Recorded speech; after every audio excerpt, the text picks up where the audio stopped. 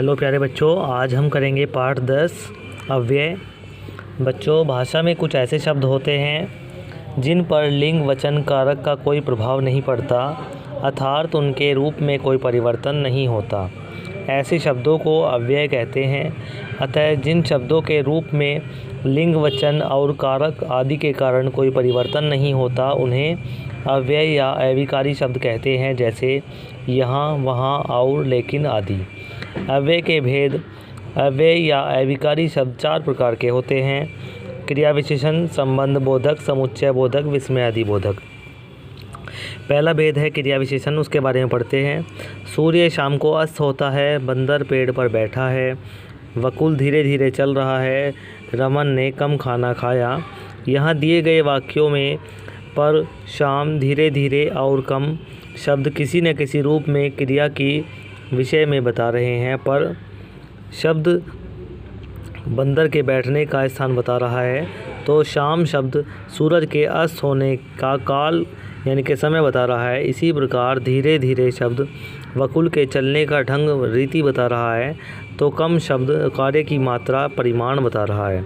इस प्रकार जो शब्द क्रिया के स्थान, काल, रीति, परिमाण संबंधी विशेषता बताते हैं, उन्हें क्रिया विशेषण कहते हैं। क्रिया विशेषण 4 प्रकार के होते हैं: स्थानवाचक, कालवाचक, रीतिवाचक। स्थानवाचक क्रिया विशेषण ये शब्द क्रिया के होने का स्थान बताते हैं, जैसे ऊपर, नीचे, अंदर, बाहर, इधर, उधर, दूर, पास, दाएं, बाएं, सामने, पीछे आदि।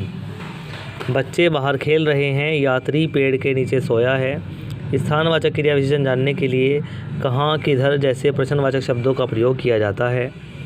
कालवाचक क्रिया विशेषण ये शब्द क्रिया के होने का समय बताते हैं, जैसे कल, परसों, आज, अभी, सदा, जब तक, हमेशा, रोज आदि। अध्यापिका कक्षा में अभी अभी आई है, मैं दिल्ली से आज ही आई हूँ। कालवाचक क्रिया विशेषण जानने के लिए कब प्रश्नवाचक शब्द का प्रयोग किया जाता है।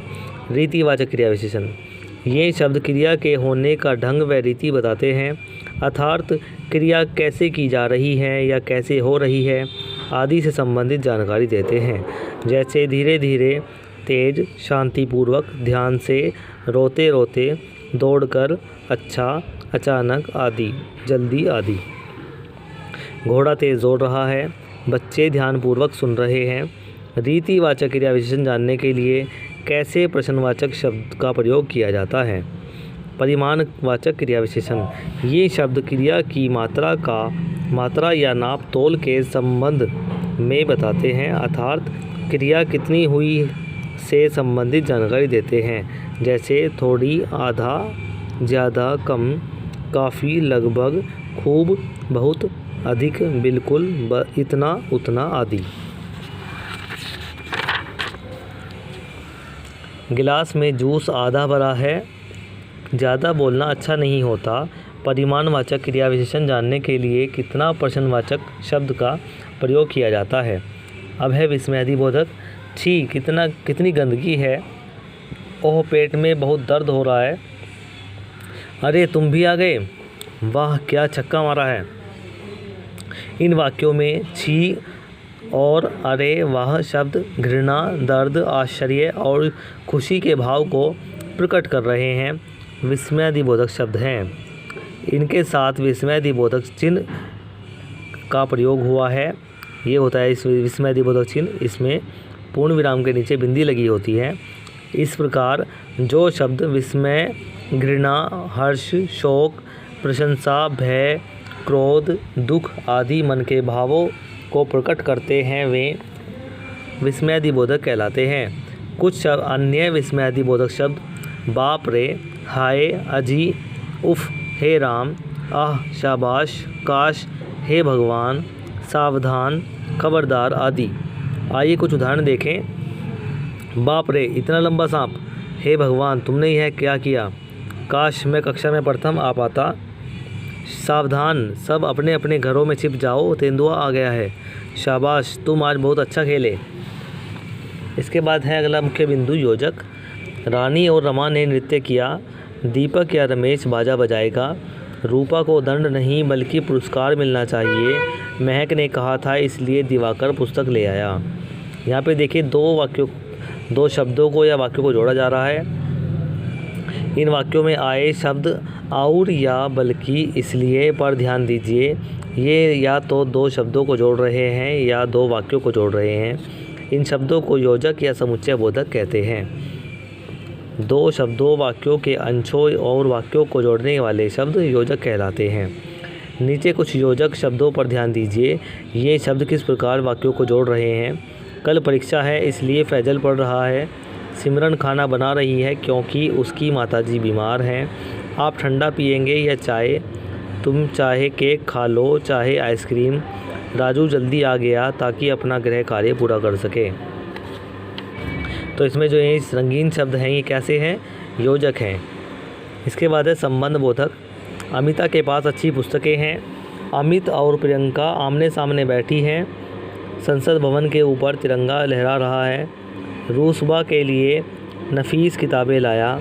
इन वाक्यों में के पास, के ऊपर, आमने सामने के लिए शब्द अमित, प्रियंका, संसद भवन और रूसबा शब्दों के पश्चात आए हैं।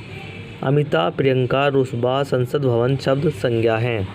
संज्ञा के पश्चात आकर इन शब्दों ने वाक्यों के दूसरे शब्दों के साथ संज्ञा के संबंध को बताया है।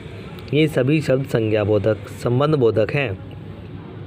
ऐसे शब्द जो संज्ञा या सर्वनाम के पश्चात आते हैं और उनका संबंध वाक्यों के अन्य शब्दों के साथ जोड़ते हैं, संबंध बोधक कहलाते हैं। अन्य उदाहरण देखिए। वर्षा के कारण कांति देर से पहुंची। मनीषा के बदले पिंकी ने गाना सुनाया। रुचि के द्वारा चित्र बनाया गया। पंकज के बिना रवि नहीं खेलता। अब इसका अभ्यास कार्य है। देखिए, जिन शब्दों में लिंग, वचन और कारक के कारण कोई परिवर्तन नहीं होता उन्हें अव्यय कहते हैं। तो अव्यय पे निशान लगा लेना। अव्ययकारी शब्द 4 प्रकार के होते हैं। 4 पे निशान लगाएं सही का। क्रिया के स्थान, काल, रीति, परिमाण संबंधी विशेषता बताने वाले शब्द क्रिया विशेषण कहलाते हैं। जो शब्द विस्मय, शोक, घृणा, हर्ष आदि मन के भाव को प्रकट करते हैं उन्हें विस्मयादि बोधक शब्द कहते हैं। जो शब्द दो शब्दों या वाक्यों को जोड़ते हैं उन्हें योजक कहते हैं। इन पे आप सही का निशान लगा लें।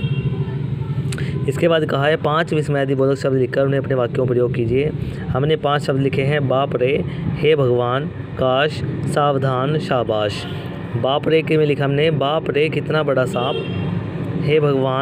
हे भगवान तुमने यह क्या किया। काश, काश मैं भी जम्मू जा पाता। सावधान, सावधान आगे खतरा है। शाबाश, शाबाश तुमने बहुत अच्छे अंक प्राप्त किए। इनके बाद आपको ये विस्मयादि बोधक चिन्ह जरूर लगाना है।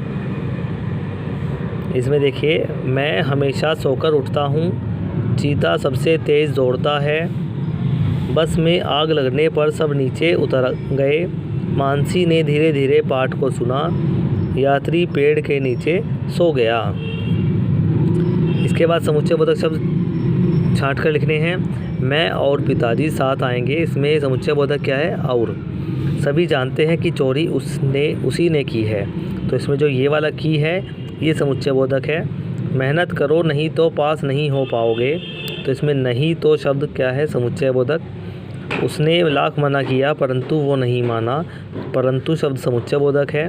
अंजना और राधा ने मनमोहक नृत्य किया। तो इसमें और शब्द क्या है, समुच्चय बोधक है। इसके बाद इसका दूसरा पुस्तक कार्य है। संबंध बोधक और समुच्चय बोधक के 3 उदाहरण लिखकर वाक्य में प्रयोग कीजिए। के पास, के लिए, के ऊपर, ये तीनों संबंध बोधक हैं। और क्योंकि या ये समुच्चय बोधक हैं। तो आरव के पास एक घड़ी है। अंगद के लिए अर्पण पतंग लेकर आया। दीपांशु ने छत के ऊपर गमला रख दिया। हर्षित और लक्ष्य ने पटाखे छुड़ाए। वासु ने आज काम नहीं भेजा क्योंकि उसका मोबाइल ख़राब हो गया। तनिष्क मेला देखने जाएगा या घर पर रहेगा। ये हमने कुछ वाक्य बनाए हैं। इन्हें आप अपनी पुस्तक में लिख लें। थोड़ा छोटा लिखना जिससे कि ये वाक्य पूरे आ जाएं। इसके बाद देखिए नीचे है, इनमें से आपको छांट कर लिखने थे क्रिया विशेषण। परिमाणवाचक क्रिया विशेषण है। इस साल खूब वर्षा हुई। हम इतना हंसे कि पेट में दर्द हो गया। हमने पिकनिक पर ज़्यादा खाना खा लिया। उतना खाओ जितना पच जाए। अधिक धन भी दुख देता है। हम अभी कितना खेल पाए हैं। पतला होने के लिए कम खाना ज़रूरी है। तो देखिए बच्चों, इस पूरे पार्ट का हमने पुस्तक कार्य आपको करा दिया है। सिर्फ कॉपी का कार्य रह गया है। प्रश्न उत्तर जो ये हैं ऊपर के, ये हम आपको लिखा देंगे। आप ये पूरा कार्य करके मेरे पास आज ही चेक कराने के लिए भेज दें सभी बच्चे। और जो बच्चे नकल नहीं भेज रहे हैं वो रोज़ नकल भेजें। धन्यवाद।